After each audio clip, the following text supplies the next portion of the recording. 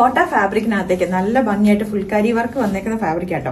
അതിനകത്തേക്ക് യോക്ക് പോർഷനിലേക്ക് ഇത്രയും നല്ല ബ്യൂട്ടിഫുൾ ആയിട്ട് എംബ്രോയിഡറി വർക്ക് വന്നേക്കുന്ന 4 ഡിഫറെന്റ് ആയിട്ടുള്ള അൺസ്റ്റിച്ച്ഡ് സൽവാർ സ്യൂട്ടിന്റെ മെറ്റീരിയൽ. അപ്പൊ ഇത് വന്നേക്കുന്നത് എല്ലാം ഒന്നിനൊന്നിന് സൂപ്പർ ആയിട്ടുള്ള കളർ ഷെയ്ഡുകളിലേക്കാണ്.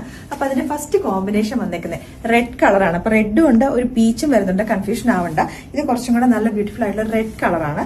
അപ്പൊ ഇതിന്റെ ദുപ്പട്ടയുടെ 3 സൈഡിലേക്ക്, അതായത് നമ്മൾ ഈ ഇവിടേക്ക് ഇടുന്ന ഈ ഒരു സൈഡിലേക്കും ഈ 2 എൻ ബോർഡേഴ്സിലേക്കുമായിട്ടും സെയിം കളറിൽ തന്നെ എംബ്രോയിഡറി വർക്ക് വന്നിട്ടുണ്ട്.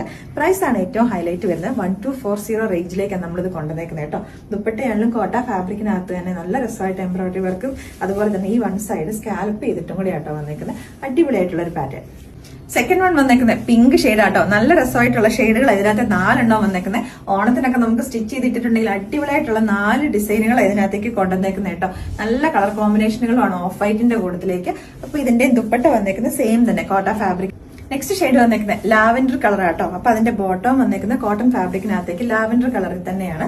ഇതിന്റെ ദുപ്പട്ട വന്നേക്കുന്നത് ഇങ്ങനെയാണ്, ഒരു ചെറുതായിട്ട് പർപ്പിളും കൂടെ മിക്സ് ചെയ്ത് വന്നേക്കുന്ന ഒരു അടിപൊളിയായിട്ടുള്ള ഐറ്റം.